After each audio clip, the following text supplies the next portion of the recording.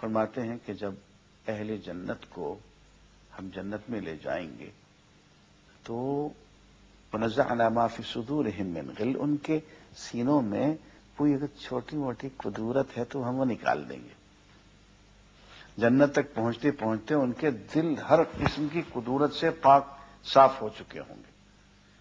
عزیزان گرامی، اگر اس دنیا کو جنت بنانا چاہتے ہو تو اپنے دلوں کو یہیں کدورت سے پاک کر لو، اور اگر سچ مچ جنت میں جانا چاہتے ہیں تو وہ کام جو اللہ تعالیٰ زبردستی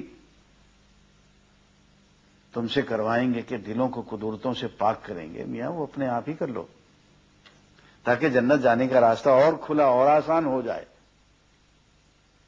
اور اگر اس دنیا میں جنت کا مزہ لوٹنا چاہتے ہو تو اپنے دلوں کو کدورتوں سے پاک کر لو۔ کسی نے زیادتی کی ہے، اس کا معاملہ اللہ کے حوالے کر دو۔ کسی نے گالی دی، غیبت، تہمت، فلاں فلاں، اس کے معاملے کو اللہ کے سپرد کر کے اور یہاں سے دل سے اس کو رائٹ آف کر دو۔ اس دل میں اتنی ساری الٹی سیدھی غلط سلط سیاہ رنگی پینٹنگز اور نہیں چلیں گی۔